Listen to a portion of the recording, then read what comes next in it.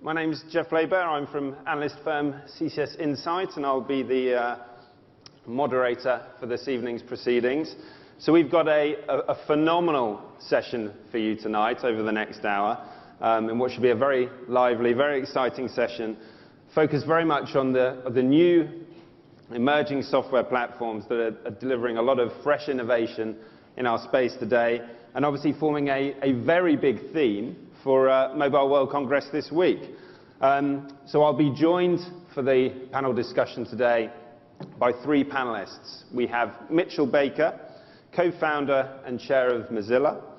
We have Mark Shuttleworth, founder of Canonical and Ubuntu. And we have Mark Dillon, co-founder and CEO of Yolla.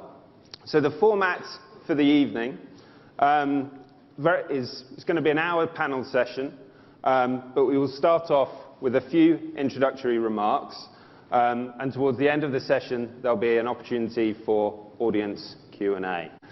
But before we get to that, I'm delighted to invite up on stage Mitchell Baker, the co-founder and chair of Mozilla, to provide an introduction to the innovation that we're seeing with Firefox OS. Mitchell.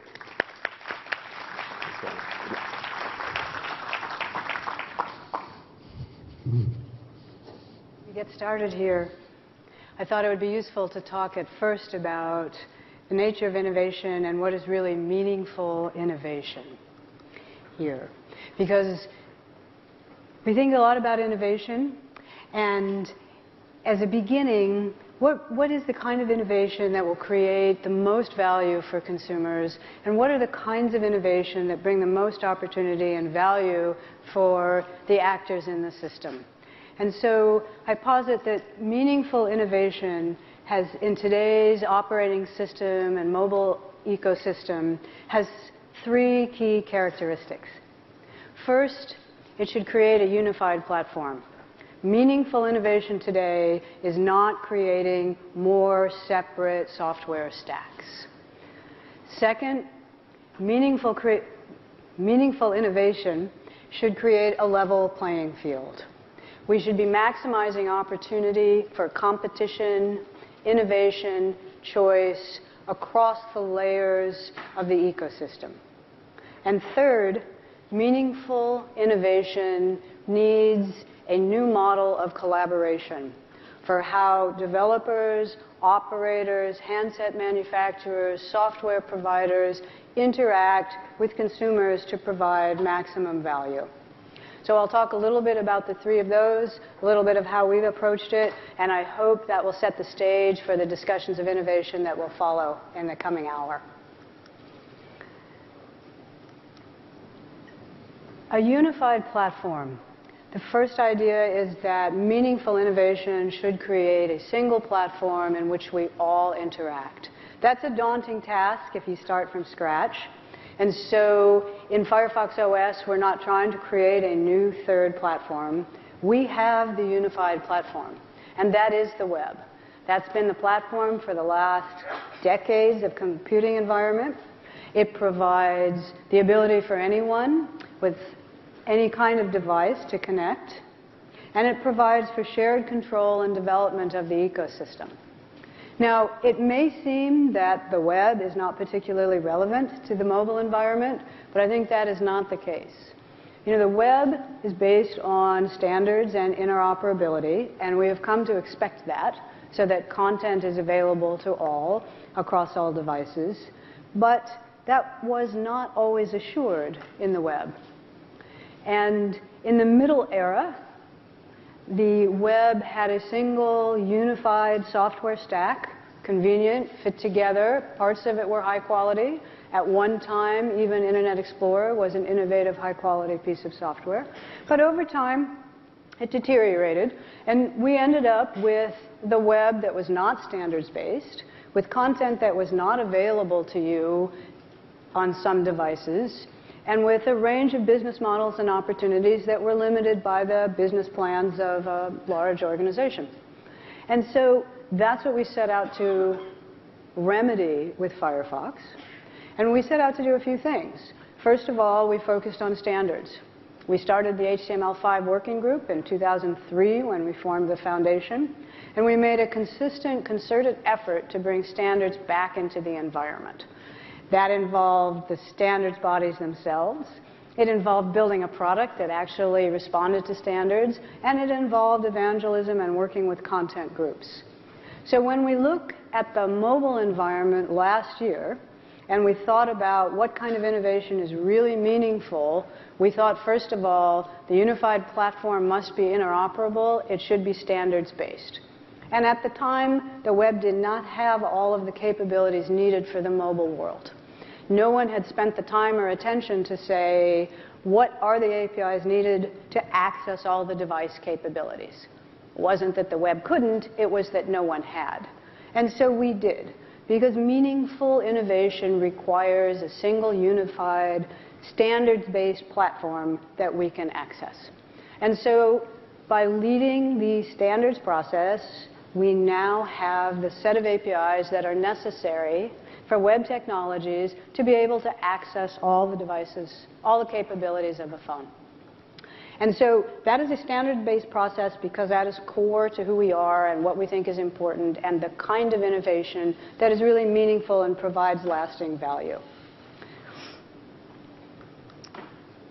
A second great need for really meaningful innovation is that we have a level playing field. So standards are good, interoperability are good, they're the foundation, but of course there are business models and policies and working practices that sit above those, and those too can fragment a platform. And today we see that again.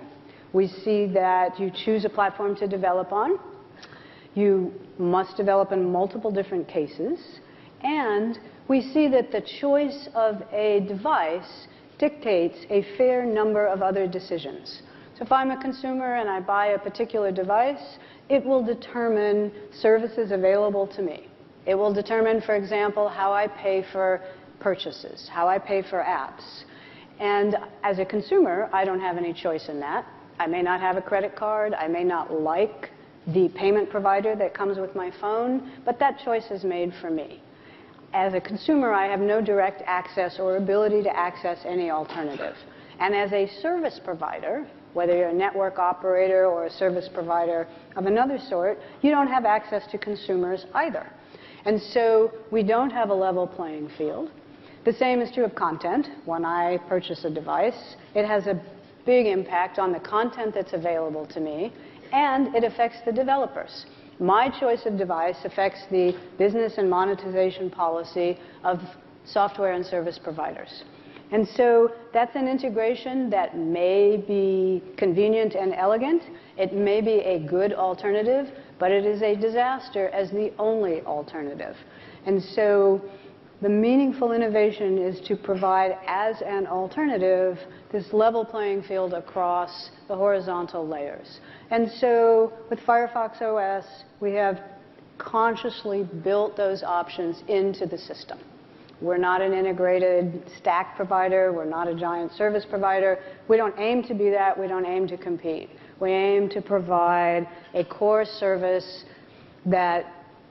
or a core platform that other services can be made available, and a way for consumers to actually find more than one choice.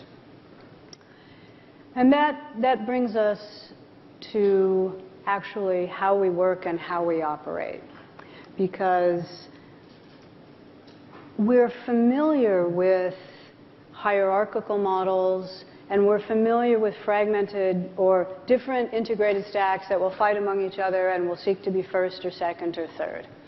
We need a model for collaboration for the industry that allows the level playing field and the unified platform to be developed. And that model requires, well, we have some experience in doing that. And what we've seen is that model requires a few things. It is not a consortium. That collaboration model requires a key product focus with leadership. Leadership with a product focus and clear decision making.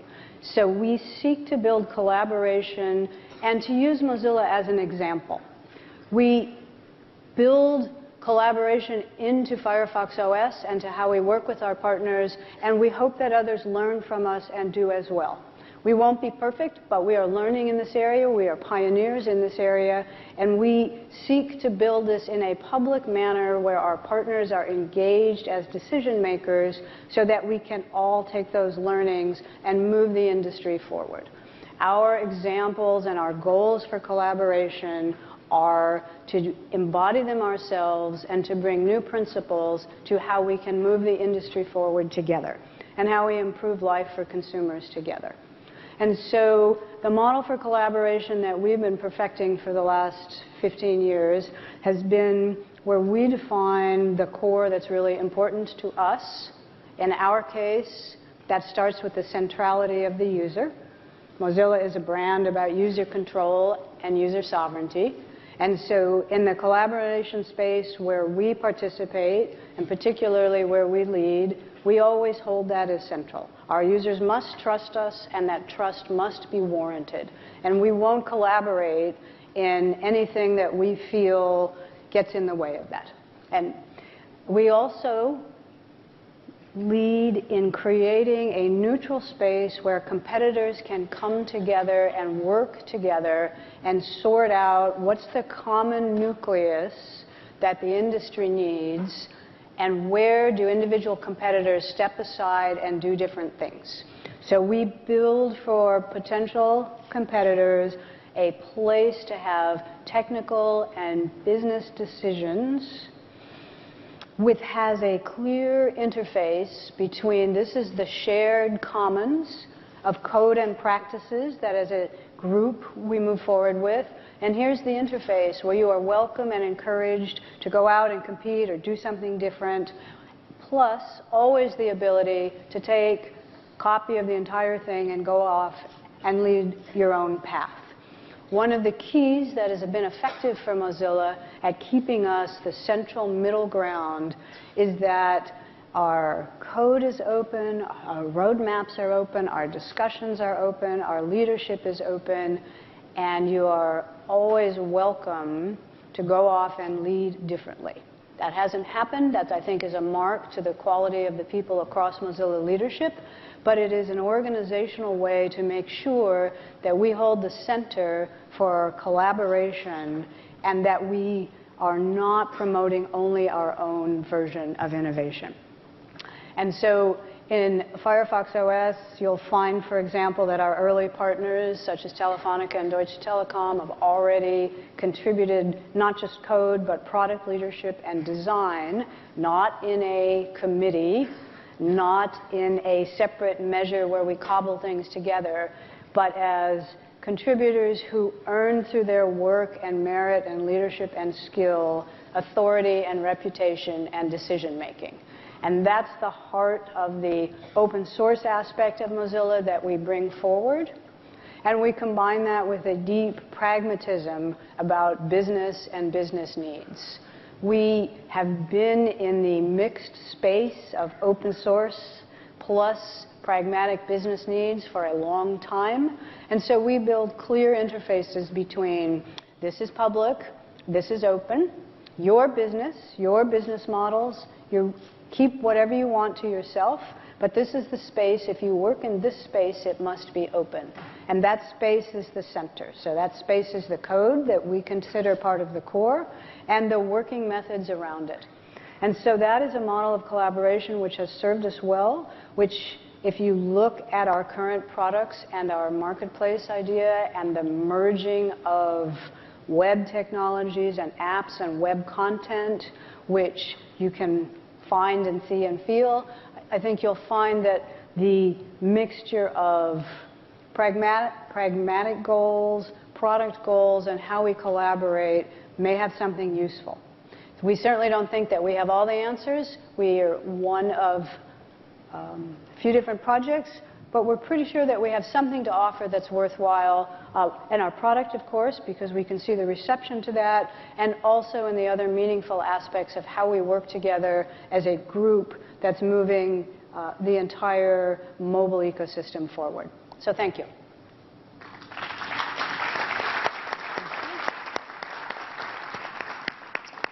Mitchell, thank you very much.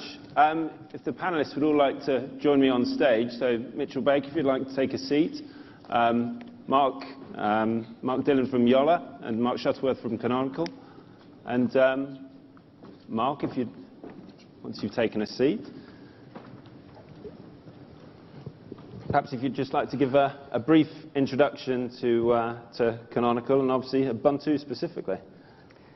Sure, thank you, and thank you, Mitchell, for sort of setting the scene for the dramatic changes and challenges that are facing the industry today. I think the core question many operators and manufacturers are confronted with at the moment is the nature of the ecosystem and the changes that they want to see created in that ecosystem, and specifically creating some more diversity in the ecosystem. For us, the number one challenge, the core question really, is the consumer question. We're in a world today where consumers have a great deal of say in what they use and why they use it. And so for us, the number one issue really is the user experience. Is this a product that will fly off the shelves? Is this a product that people will share with each other and gleefully dive into? So that they embrace that diversity rather than having it thrust upon them. So I wanted to share with you very briefly a quick taste of some of the innovation that we hope to bring to this market in the coming months. So with a little bit of luck, we should get a taste of that here.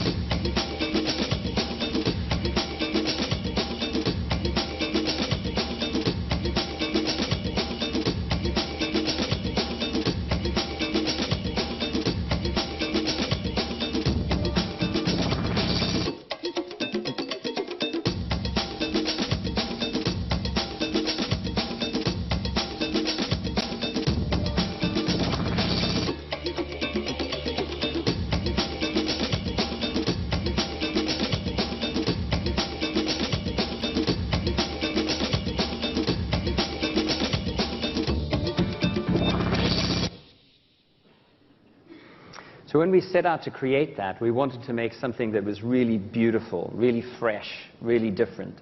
Something that wouldn't just challenge Android, but would challenge Apple and perhaps set the pace for the next 5 years of user experience in mobile. And perhaps the most difficult thing we wanted to do was we said the future of mobile is not just phones. It's phones and tablets and PCs and connected smart TVs. So we set out to create a great set of user experiences. And so I want to show you this convergence story in action. Here's the tablet member of the same family.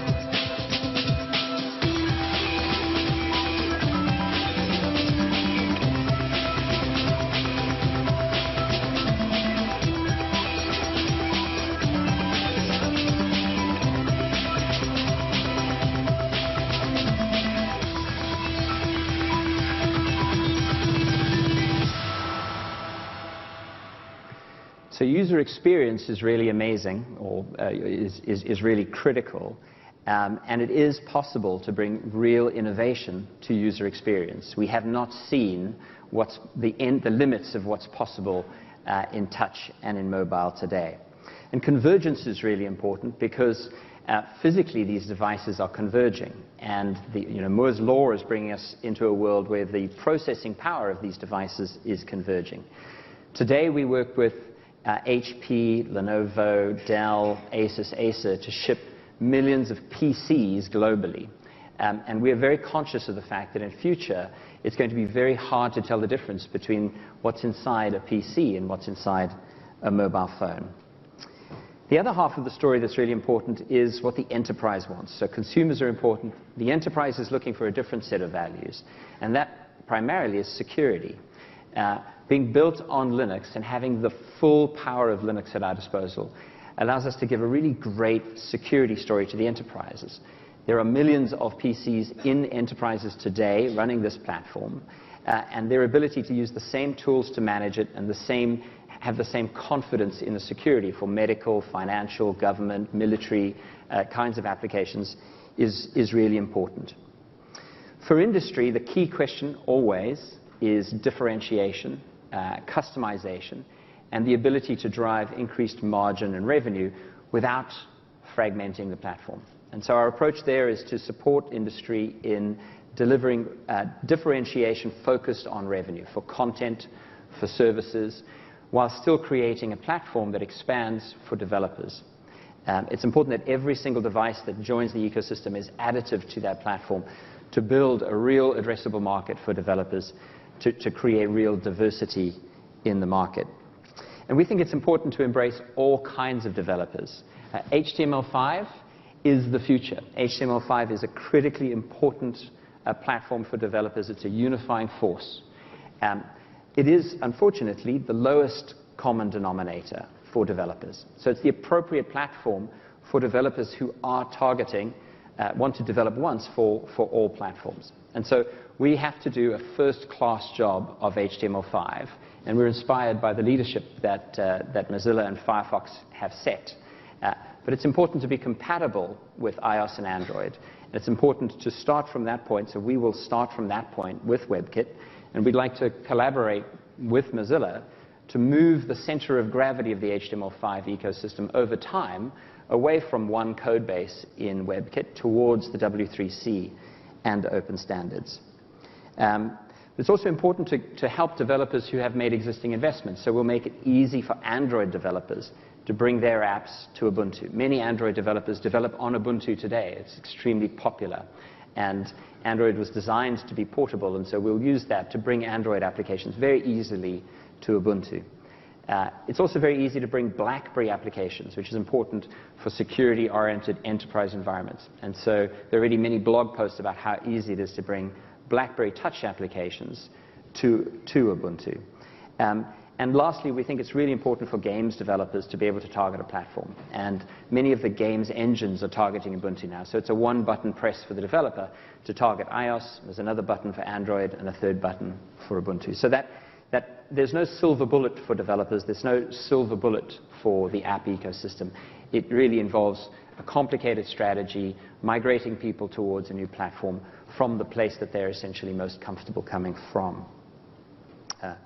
The last piece of the puzzle, I think, is the cloud. And today's modern application architecture is a beautiful front-end application backed by computing in the cloud. And we're fortunate that Ubuntu is, in many senses, the operating system for cloud computing. We're the #1 guest OS on Amazon, the #1 Linux on the Microsoft cloud, and the #1 Linux inside the OpenStack ecosystem as well. So that gives developers a really unique opportunity to have a common platform for both the front end and the heart, the engine room that will typically be running in the cloud. So these are core elements of innovation and core aspects of driving change in an industry that is calling out for it. Mark, thank you very much. Thanks for the insights on the innovation we're seeing from Ubuntu. Mark, can I turn it to you? What's the ethos behind Yolla and obviously specifically Sailfish? And what are we seeing from, or what can we expect to see from Sailfish with regards to innovation in the coming months? So first off, I'm really happy to see so much synergy here. So we're at a crossroads in mobile, and everybody's talking about concern about innovation, or is there innovation left? And really what we're looking at is we're at a crossroads, and it's either going nowhere, the status quo, or there's three excellent choices for diversity that are sitting on the stage here. And I was thinking about it. There was some concern before we got up here that, is this going to turn into some kind of competition? And I realized that if we are in competition, then we've all already won. Because that's really what is happening about creating diversity from the existing walled gardens and the existing couple of ecosystems that everyone is talking about. It's really what we're all here looking for and what we're all trying to do. HTML5 is a great solution. Being able to execute applications from other ecosystems is like one of the things that we've been looking at. So being able to make sure that there's diversity and choice. So standards and all of these kinds of things are great, but to me it's like diversity is the thing that creates innovation. So like at Yolla we have 16 countries at the moment that are represented by the 60 employee base that we're creating a mobile device with. And bringing together different thoughts, different views, different viewpoints is what innovation really is about, because it's about taking multiple views, multiple ideas, and then something new starts to come from that. So I think there's a huge amount of synergy in what we're doing here. And I think that creating the diversity, even the three choices that we have here on the stage, consumers are going to start to understand that they have had no choice. They've had a couple of choices, and now it's almost no choice for them. They're used to one or they're used to the other. So now they're going to start to understand that they have a choice, and they're going to start looking for other choices. And then actually it comes down to a meritocracy, which is I think something that's very important to all three of us here on the stage, that they will have a choice to look and they will say, this is the one that resonates for me, or this is the user experience. We're spending a huge amount of energy on user experience as well, and I saw the things that Ubuntu had today, and it's we're thinking a lot of similar things but doing them in different ways. So, but it's going to come down to people are going to want to find something that resonates for them, and if they don't have the choice, if they don't see that there is different choices, then they can't buy something that's not offered to them. So I think it's a really good start that we have here, and we're all heading in similar directions but different ways, and providing choice and diversity for consumers is always really good, and they don't really have it at the moment. Thank you very much. So maybe we could put the discussions and the opening introductions in some context in terms of where the market is, because I think if we look at the mobile landscape today, I think it's fair to say it faces some pretty fundamental challenges. I think we'd all agree on that. It may well be a smartphone market that's going to see well in the region of 930 million units shipped this year, and that's a fundamental, huge opportunity. But if we look at the challenges specifically to carriers who are heavily reliant on just two software platforms, for manufacturers, for whom the vast majority of manufacturers that are attending this conference this week, they're not currently profitable. Apple and Samsung are taking a disproportionate amount of that value. And then if we look at it from a consumer's perspective, you've got two offerings in Android and iOS, which are about a lock-in to a specific content and application ecosystem. So if we consider all those challenges and look at it holistically in that respect, what is it that each of your offerings, and obviously the innovation that you've talked about today, what is it that they individually offer that addresses the challenges for consumers, carriers, and the manufacturers? Well, Jeff, differentiation is one of the biggest things here. So we need to provide choice. People can only buy what's offered to them, and right now it's really stuck. So this is one of the big things.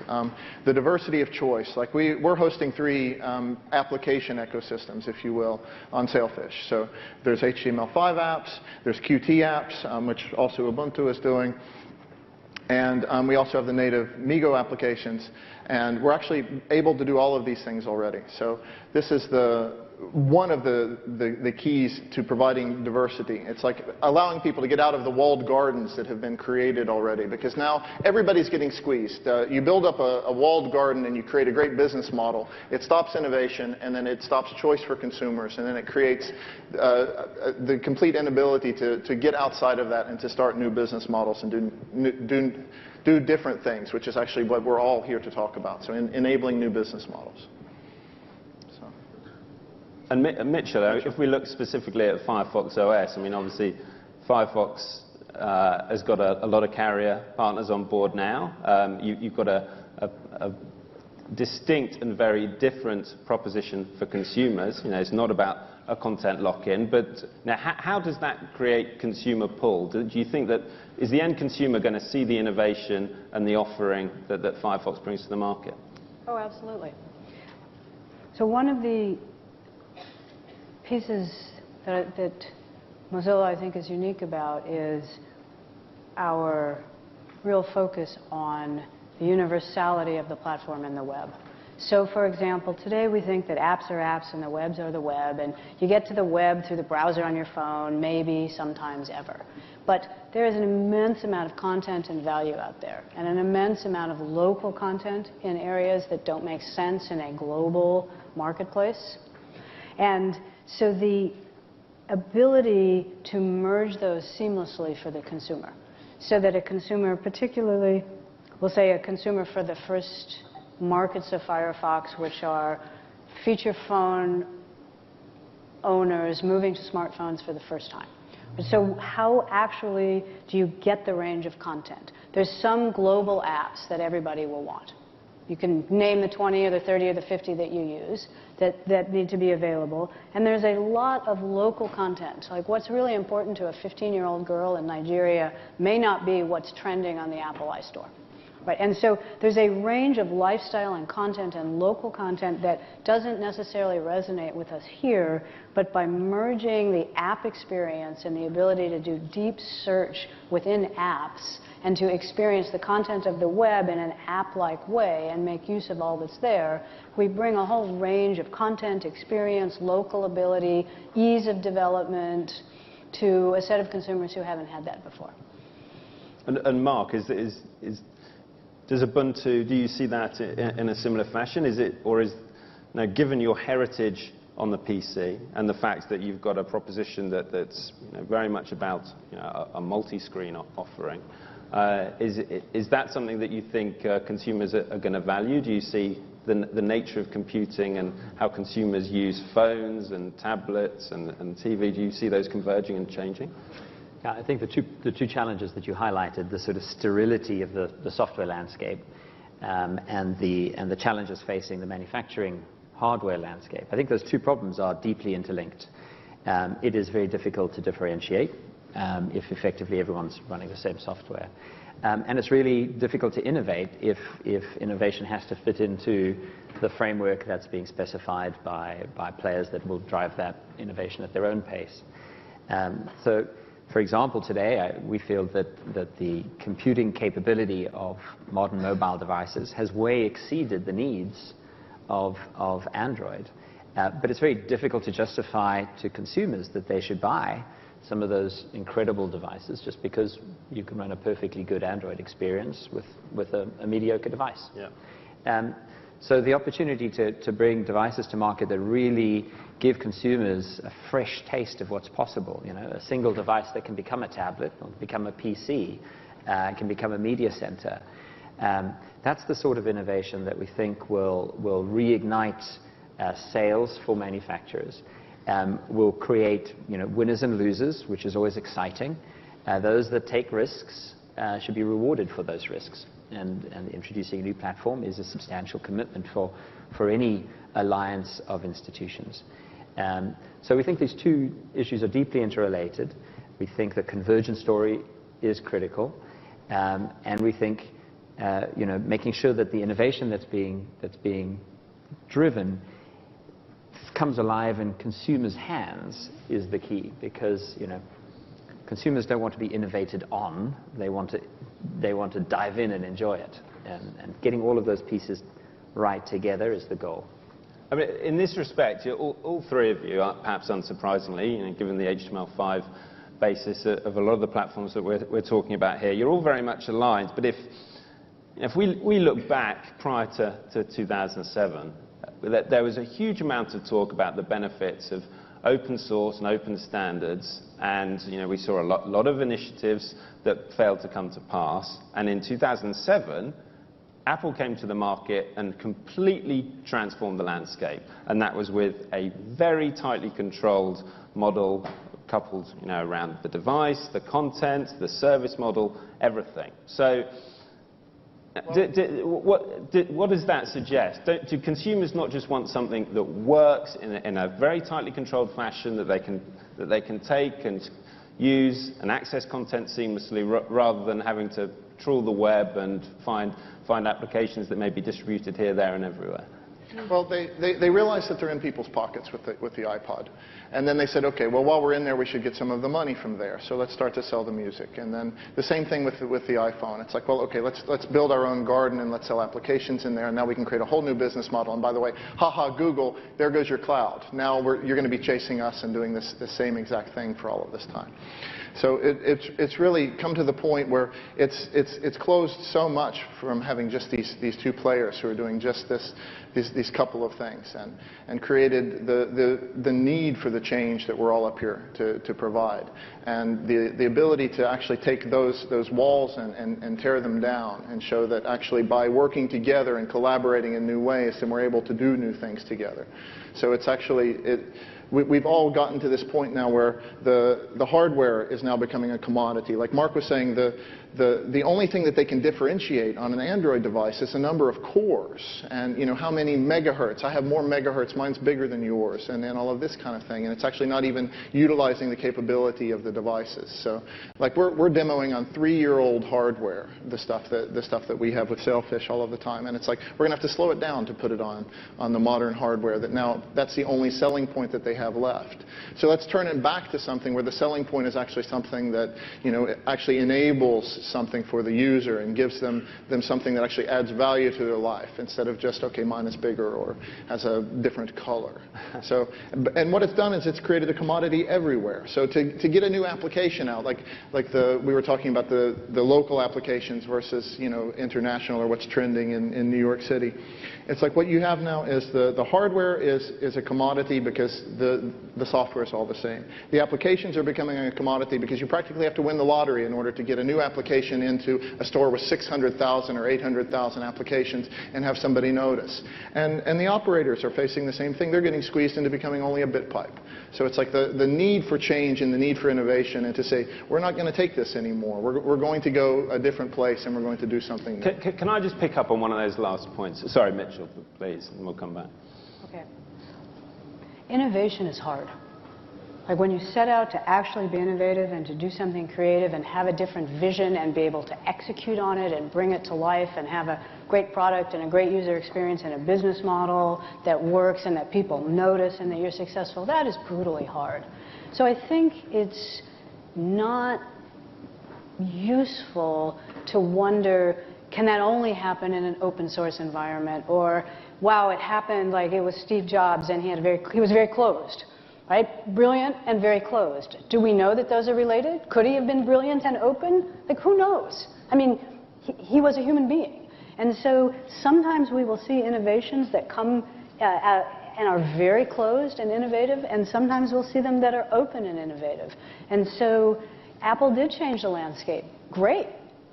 That's a good thing, because it showed us new possibilities, but the set of possibilities that were innovative in 2007 are not the full answer for 2015 or 16.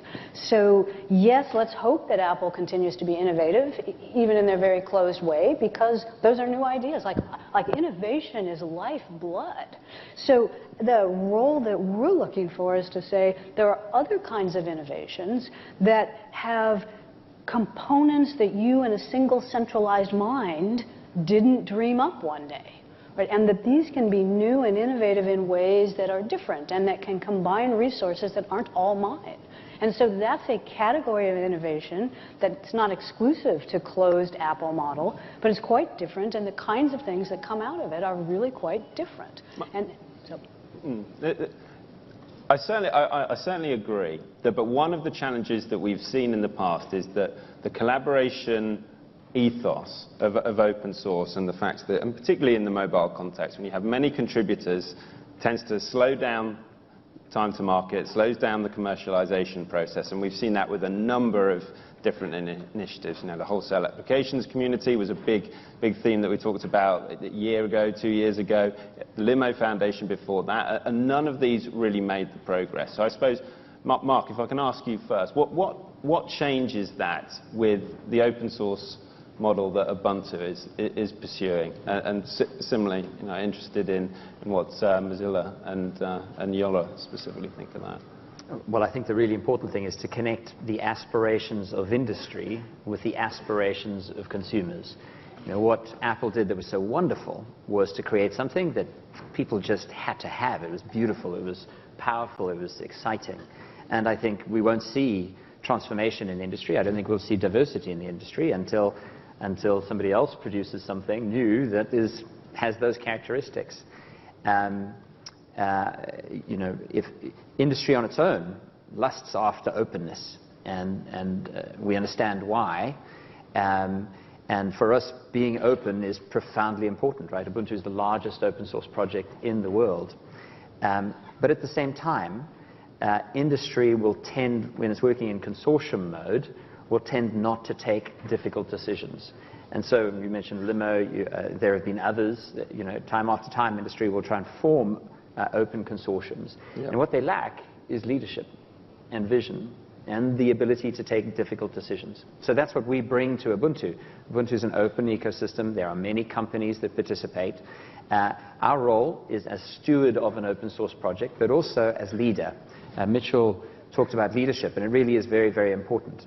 I think it is going to be possible. You saw some of the clarity and beauty and aesthetic and innovation in what we're bringing to market as a completely open platform. So I think it is possible to innovate and excite consumers and be open. And I think the market will decide in the next 18 months what they really want. And Mitchell, what's your view on that? I gave part of it, you know, earlier, but I would say the other part is, for some organizations, you're born in an open way that comes out of open source, and you understand it. But other organizations, you know, need to come to being open after they're formed. And I think that's true of many of the mobile industries that didn't grow from the ground up as open organizations or open source organizations. So there's a learning process there, and sometimes you learn better when you're under stress. But it's the nature of life. Like when you're comfortable, not much change occurs. Right, so now I think what we have are some examples of open source projects that are real open source projects with success and meritocracy and products behind them, with some experience to business. Remember, we're the first ones. I mean, this is very early. Yep. Plus a set of players for whom the current dynamics aren't working, as you outlined.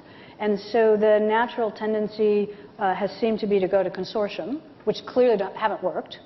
So I think that we may be in one of those states where having the existing players who have been successful at making exciting consumer experiences engage with an industry that clearly needs something different may be the time when we make some real progress. So Mark, if I can just ask you, is it fair to say that the industry has learned the lessons from the Limo Foundation and a whole raft of other initiatives that have promised a lot and ultimately under-delivered? Well, I knew the lesson a long time ago, so it's difficult to look at that. Our approach is to make a wonderful product, and we're working really hard to make software and hardware. You can create each of these with some level of difficulty and expertise. Putting the two together is really challenging to get them together and then take the raw materials and crank it up to a product. And fortunately, that's what we do. That's who we are. We've been doing this. We have like 600 years of product creation experience with 60 guys. So our approach is to lead by example in the open community as much as possible, and we're in a lot of different communities. We have a lot of shared code between the three of us. And lead by example and then get out a fantastic product. And that's really what starts to show that it is possible. And then, you know, one of the reasons that we're here is because of community. So we're all here because of community efforts. And when you lead by example and you hold to community values, then you get a following and you get support. And that's like where our key followers came from. So the movement goes on as the next set of followers involve the next set and involve the next set. And that's who our key early adopters are, and our key technology stylists, and the ones that are going to bring us all the success that is coming to us. So one of the... Mark, please. One of the great things about being open source is that it makes it much easier for us to collaborate, right? So you will find that in a broad ecosystem there are different opinions about what's important, different lenses that we see things through. At the end of the day, though, the fact that you have 3 open source projects on the stage means that it's highly likely that innovation from different parts of that ecosystem can come together. And so we have a long history of collaborating together, Mozilla and Canonical and Ubuntu. And I'm sure you'll see some of that in the mobile ecosystem as well. So this isn't as binary an ecosystem as you traditionally would have in the purely closed environments. Absolutely. And one of the... Could I add one story to that? Please do. Which was the initial public description of Firefox OS, then by its engineering code name, boot to Gecko, appeared in a Mozilla news group. That was it. And it turns out that Telefonica had been thinking similar thoughts and read the news group, and so contacted us. And Telefonica has been a key partner in developing Firefox OS. Not just the particular apps for which they're the lead, but the design and the approach of this product. Not as a committee management piece, but key individuals at Telefonica who have earned their chops in what they're doing. And so that is an example of parts of the industry starting to change, something that would only have happened because we do have an open system. Absolutely. And what we've talked a lot about here is obviously the consistent basis of all the software platforms that we're talking about, and that's HTML5. But if HTML5 is very much the talking point of the industry, it's the buzzword of Mobile World Congress, but is there not a danger that the bar has been set too high in terms of expectation, and that HTML5 ends up reiterating the doomed ethos that we saw with Java as this write once, run anywhere technology runtime? To be honest, we hedged our bets. So we had Qt and Android applications and HTML5. And then we looked at it like that, but we're all in. I see this as a great opportunity to actually level the playing field. Was one of the key things that came up here. But the other way that we have to look at this is the ability to take the different ecosystems and provide some kind of synergy. So it's not mine or yours, but it's all of them. It sounds funny, but I meant it at the time. That somebody asked a few weeks ago, Mark, how many ecosystems do you see in a few years? I said, I don't know, but I think they should all run on Sailfish. And that's the way that we looked at it. It's like, well, why not take this openness and be able to do that? But on the topic of openness and collaboration and all of that, another thing that came to mind was, I think one of the reasons for our success was we put minimal constraints around developers. So this means that in order to, the ways of working and the ways of collaborating and the ways of organizing the work and all of this kind of thing, we did a very community spirit, which is like, okay, these are the things that we think are important, go work on it. And this is a very community kind of oriented thing that like what Mitchell was bringing up. These kinds of things only happen when you create an environment where people are free to try new things and innovate. And then somebody does something and maybe they even make a mistake and someone else says, hey, look, we can take this and we can do something. And then people get together, they get excited, they run off and they do it. And now you have a new innovation, you have a new application, you have a new operating system, you have a new browser, you have all kinds of new things. Yeah. So. Mitchell, can HTML5 really deliver? Absolutely. Absolutely. So Java has a long and checkered history, if you want to use that, and never, and certainly the Sun community process. But HTML5 has delivered. The universal platform before the mobile environment is an HTML5 platform. So the idea that it must necessarily fragment, or that Java, which was never, that the experience of Java, which had technical problems and management problems and community problems and permission-related problems is an example from HTML5, I think is a pretty deep mismatch. I guess our perspective on this is a little bit different. This is one of the areas where we do differ. For us, HTML5 is profoundly important. It is one leg of a very large and complex developer ecosystem. HTML5 is the domain of knowledge. And so there are huge classes of applications where it is about knowledge and content and information that I think HTML5 will dominate. And it's appropriate that those immediately be accessible across every platform. So there are large categories of applications for which HTML5 is the right tool set. And we need to do a great job of HTML5 along with all of the other platforms. But the domain of passion belongs to native applications. The domain of really rich user experiences, fast, fluid, sexy, lustful user experiences, that I think does belong to native applications today. It may be different in 5 years' time or 10 years' time. I think some of the key challenges, though, performance-oriented challenges in the HTML5 world are not going to disappear in the short term. And so for us, therefore, it's really important to have a very beautiful, crafted, tight core set of native applications. The 5,000 most used applications, most personal, most intense applications, games, and the things that you want to really get the most out of. And then HTML5 provides this vast landscape of compatible as we move to a compatible ecosystem. And deep, thoughtful, knowledge-based applications. Let me just ask a question on that then, to kind of close that off before we go to the audience questions. You talk about a vast landscape, but the HTML5 implementation across all these three software platforms is different, and it's different across a huge range of devices that are currently available today. So how does the industry conquer that problem? Because HTML5 isn't a one-size-fits-all solution yet, is it? Well, if you're going to come back to HTML5 and not close it off, then I'd like to answer the other part first for a little bit. I thought you were going to move on to a different topic. I think anytime we talk about large and complex developer systems and massive diversity with different native app stacks in a large and complex developer system, the chance of real success is pretty low. Maybe as a very small niche market, but the chance for actual mass adoption of the third or fourth or eighth or ninth or 10th separate native app platform, I think is I wish you great luck. I mean, I hope you succeed. But to me, that seems like a challenge that is a much bigger and more difficult challenge than the, we'll say, perceived to potentially real difference between HTML and native app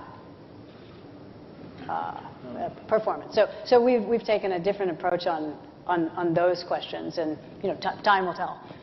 Could we ever expect to see the three platforms that we have represented here today working together to ensure a consistent HTML5 profile?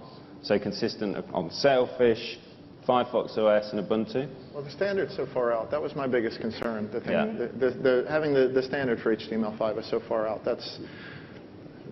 It's a long time from now. It was 2022 or something, the last I heard. So when is this kind of standard to be leveled? Because that was actually one of our biggest concerns. So actually, and by the way, the same thing was said about Qt, which we have people eating their fists now because Qt is actually performing and it's giving the level and the performance that wasn't expected. But I think your question about collaboration is really, really interesting. Our perspective in terms of the addressable market for new platforms perhaps is different. Carriers tell us that 20 to 30% of their users use very few apps. And so there's a clear addressable market for a beautiful, fast, great experience, starting with that 20 to 30% of users. So being able to deliver for carriers a really exciting user experience for that segment is a great place to start, especially since we can do a great job of all the HTML5 apps as well. In terms of compatibility, I think you're right. HTML5 is more fragmented than we like to admit today. And so of necessity, we will start with WebKit, and we will work with all of the cross-platform HTML5 toolkits like PhoneGap, Enyo, and others. Make sure that people who've used those toolkits to try to write cross-platform applications, their apps just work on Ubuntu. And that's a commitment that we can make.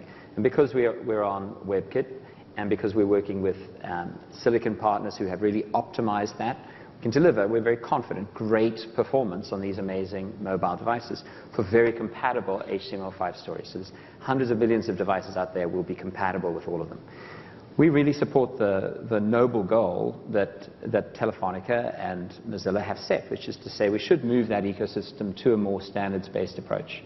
But it's going to be very difficult to set a standard with just one implementation or just one set of devices and something new, a different code base. Well, we're going to start, like, and so, I think it's not just one player already in the standards bodies, so we're past that, but maybe we're also past the point of useful discussion.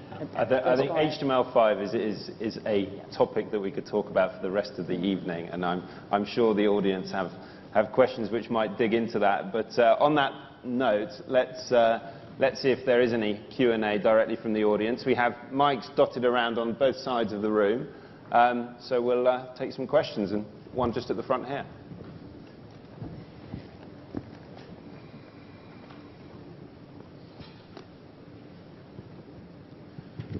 Hi, Jeff.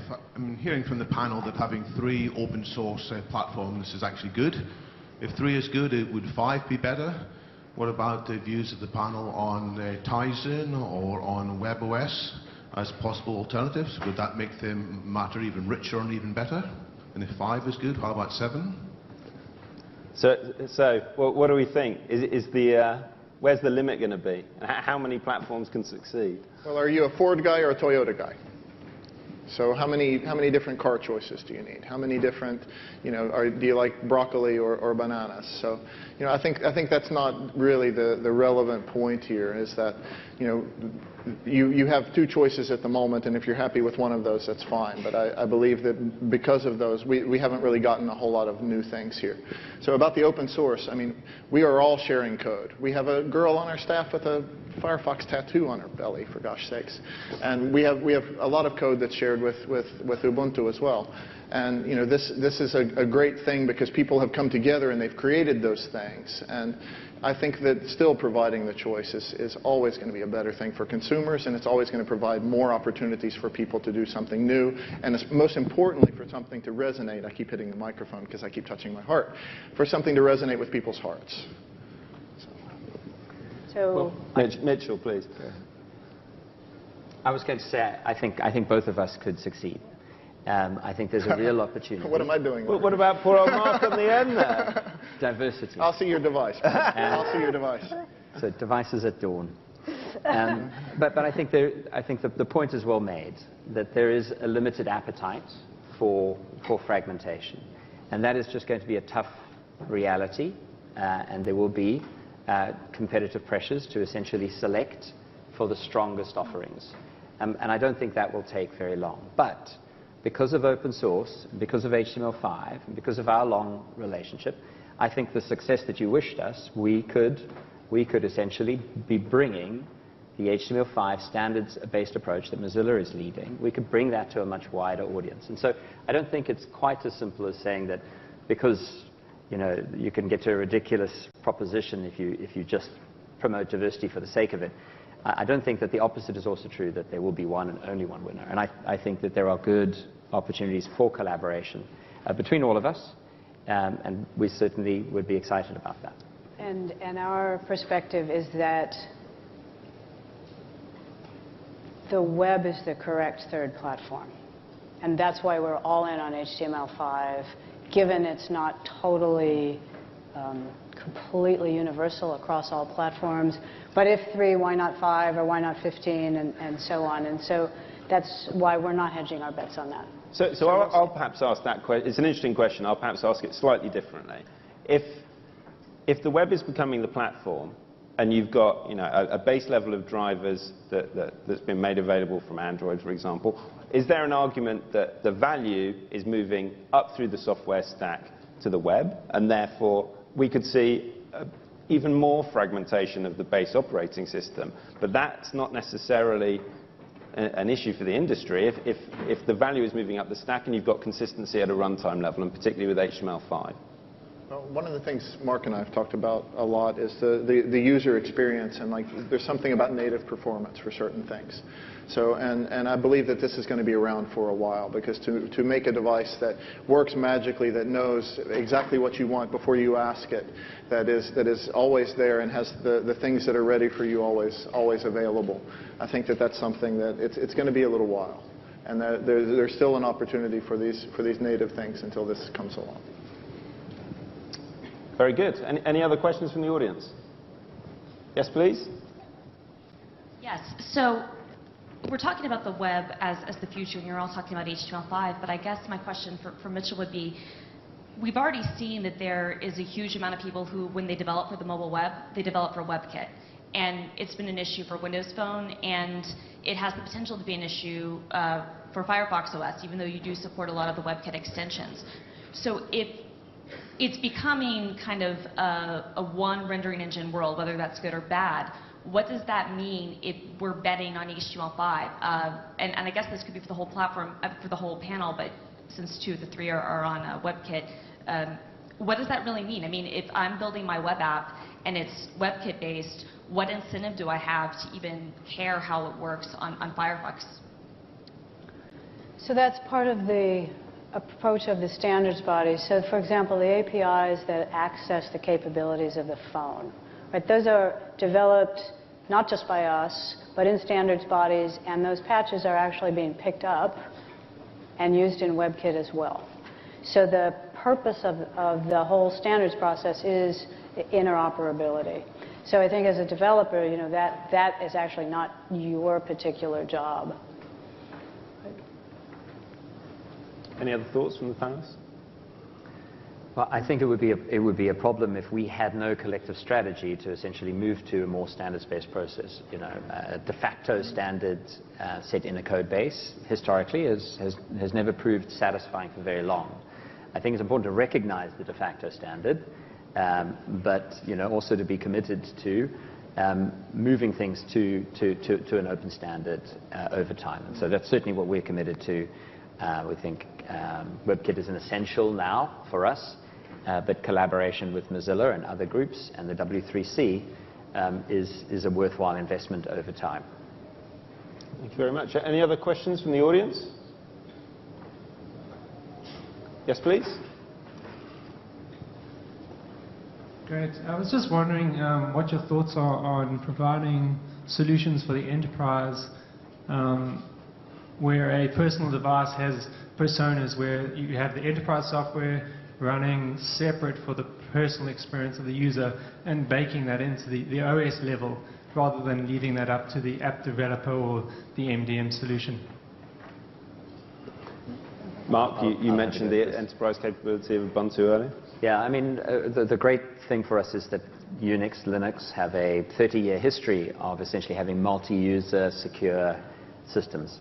And so for us, it's very natural to have a tablet, for example, where the disk is fully encrypted, the device is fully encrypted. If you leave it in a taxi, then you have no issues whatsoever with that data being available to whoever finds the device. But more importantly, that there may be multiple user accounts on that device, which are easy to switch between, but completely separated from each other, encrypted separately, and therefore you know, really secure. And in an enterprise setting, all of that can be hooked up to existing authentication frameworks, Active Directory, LDAP, and managed in an enterprise kind of way, so with key escrow. So that's a really unique proposition that I think Ubuntu does bring to the enterprise B2B market, which is certainly what operators and handset manufacturers today describe to us as their core margin-oriented market. And Firefox OS, I think, is probably aimed at the very much the other end of the market, at least initially.